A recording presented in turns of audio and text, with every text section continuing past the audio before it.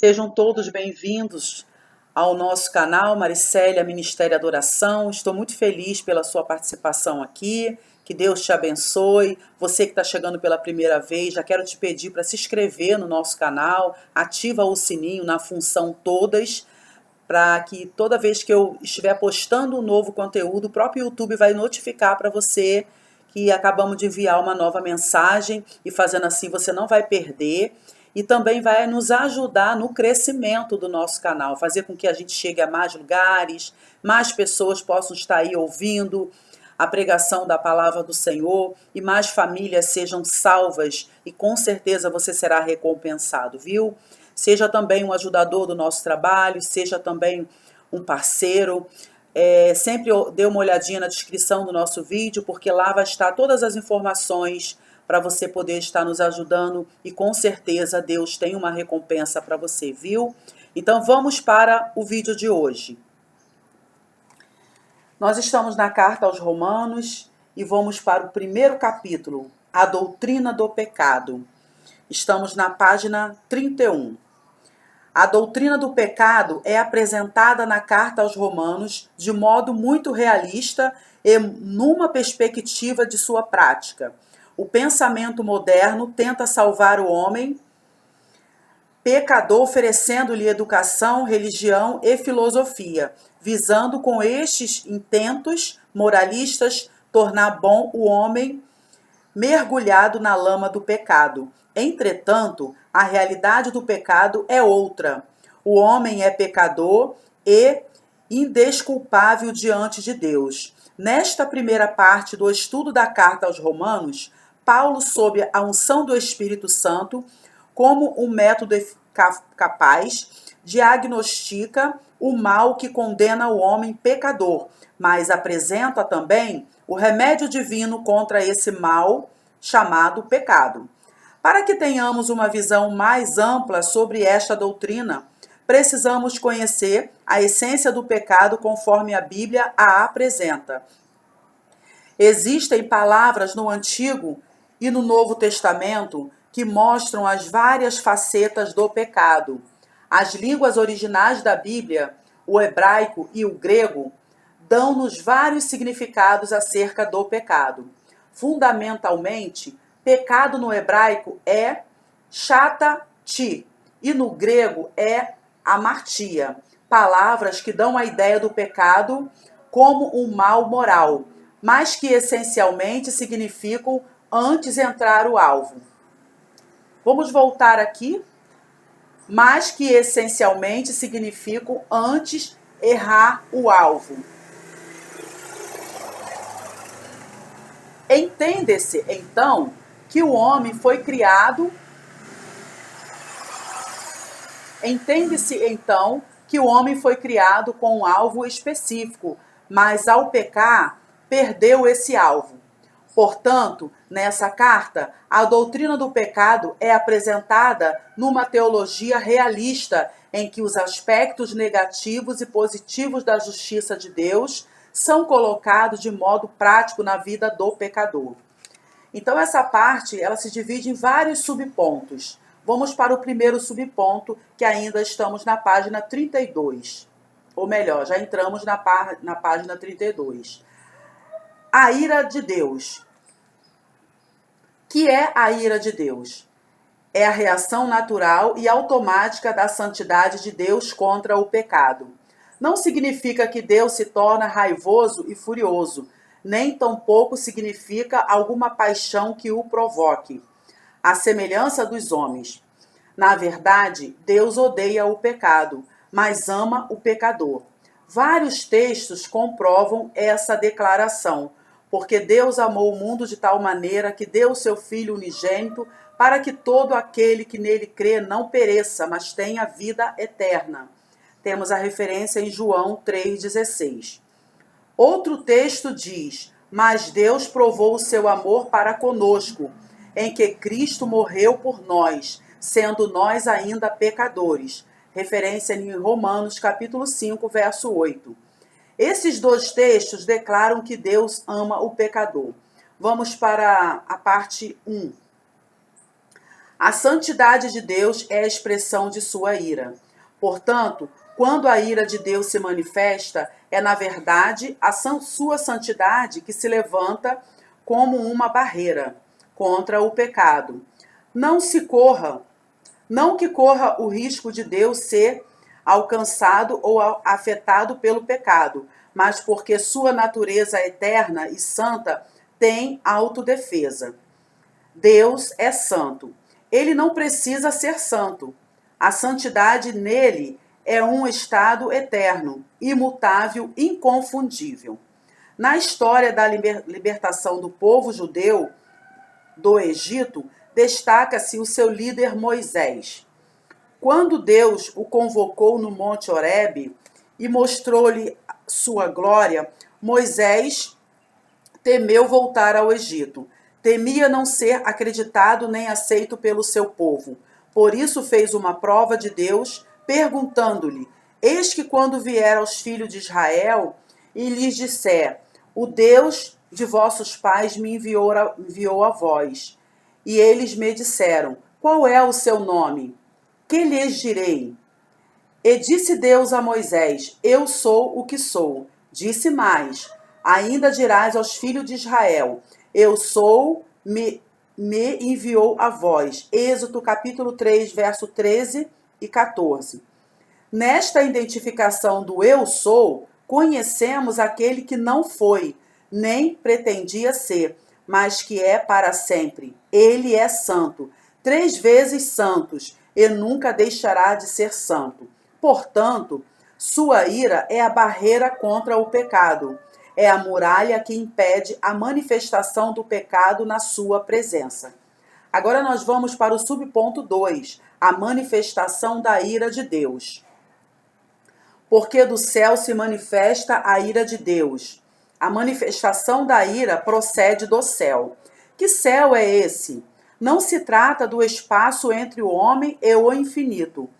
A procedência da manifestação da ira aponta para um lugar não físico, mas um lugar onde Deus habita, do céu, para fortalecer o fato de que essa ira divina vem de cima. Se manifestou. A palavra manifestar significa nesse texto revelar ou resplandecer. Trata-se de uma manifestação literal. Não é fictícia nem simbólica. Sua realidade é conhecida na experiência humana. Sobre toda a impiedade e justiça, a ira de Deus se manifesta para quê? Ou por quê? O texto é objetivo e aponta para 2 razões específicas: a impiedade e a injustiça. Quando a ira de Deus se manifesta contra o homem pecador. Vamos voltar aqui. Quando a ira de Deus se manifesta contra ou sobre toda a impiedade, refere-se à irreligiosidade do homem pecador.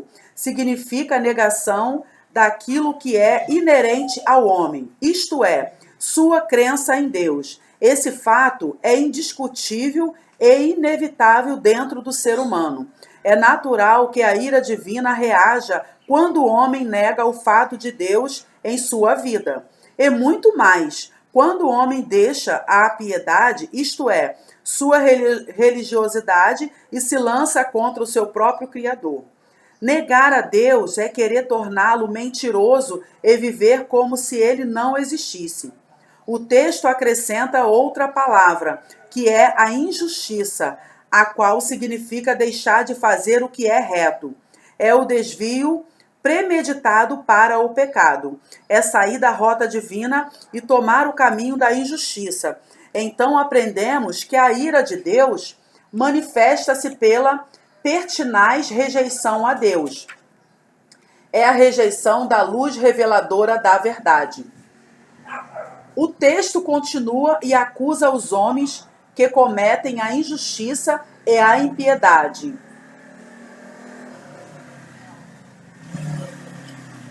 Vamos continuar aqui.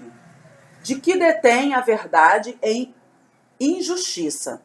A verdade e a injustiça são detidas por aqueles que recusam a verdade. Deter a justiça significa reter, estorvar, aprisionar ou impedir que a verdade venha à luz. Deter a verdade significa impedir que ela tenha livre acesso para desenvolver-se.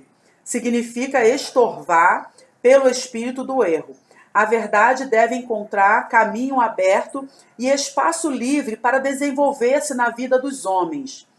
Portanto, a ira de Deus manifesta-se contra aqueles que estorvam ou obstruem o caminho da verdade. Nós vamos agora para a parte 3, a recusa do homem à verdade. Nestes 3 versículos, nos deparamos com o homem evitando a verdade e rejeitando-a. Essa primeira parte aqui diz assim: o conhecimento de Deus revelado na vida do homem. Portanto, o que de Deus se pode conhecer? Indica que o conhecimento acerca de Deus é revelado na própria vida do homem, na natureza e em toda a criação. Diz mais o texto: nele se manifesta.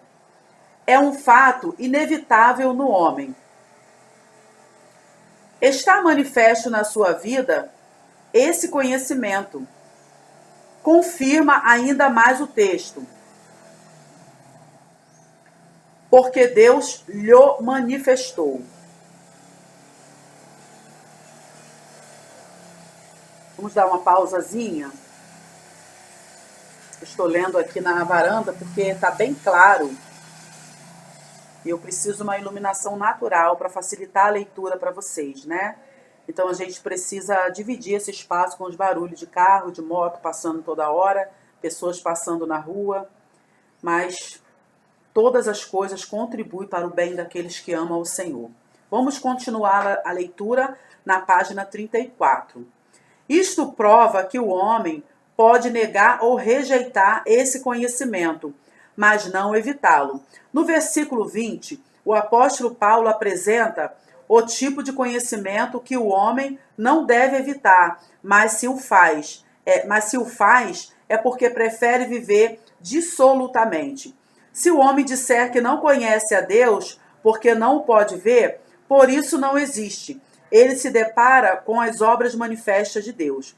Porque as suas coisas invisíveis, desde a criação do mundo, tanto o seu eterno poder como a sua divindade, se entende e claramente se veem pelas coisas que estão criadas.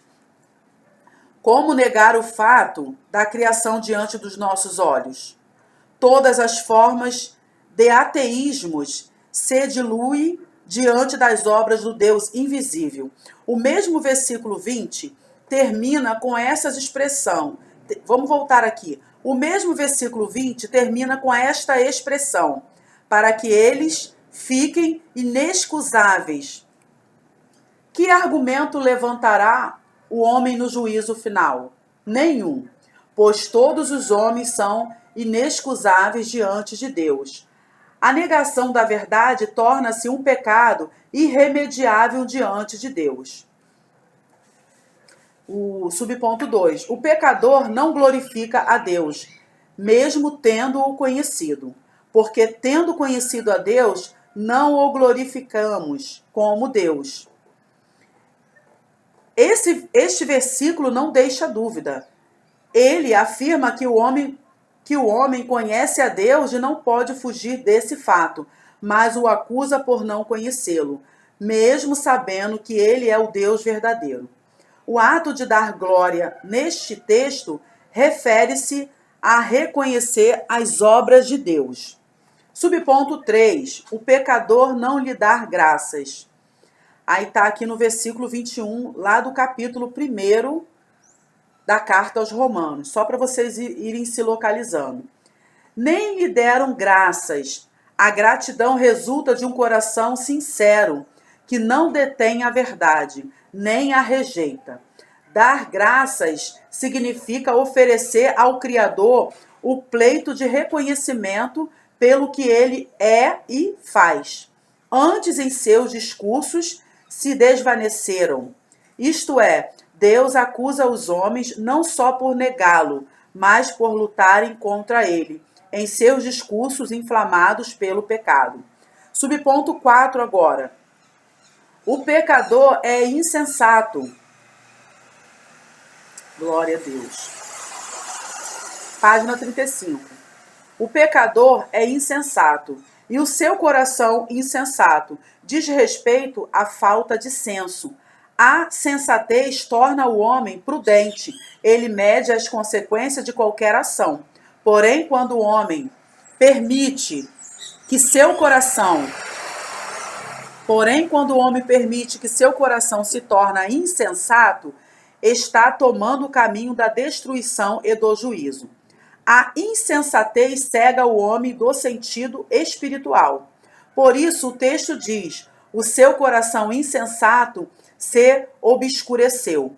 Quando a loucura domina os sentimentos do homem, ele se torna cego, obscuro. Não pode ver, nem sentir e nem agir inteligentemente.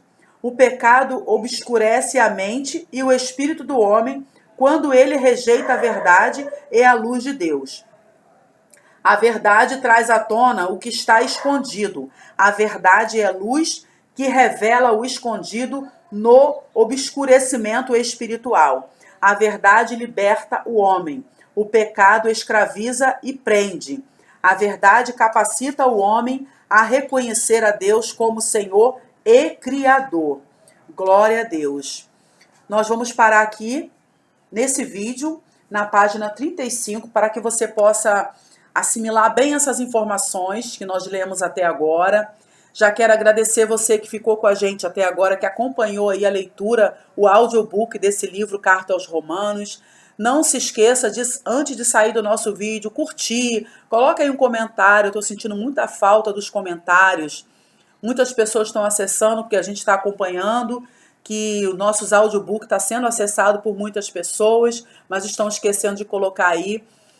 Coloca aí um comentário, coloca aí uma sugestão para a gente saber o que a gente pode fazer para melhorar a nossa leitura, para que mais pessoas possam estar alcançando, principalmente as pessoas que são deficientes visuais, que acompanham bastante nossos audiobooks, porque elas têm dificuldade para ler, porque tem essa questão da ausência da visão física. Mas eu glorifico a Deus que nosso trabalho está alcançando muitas vidas aí. Fiquem todos com Deus e até a continuação do nosso audiobook Carta aos Romanos. Amém.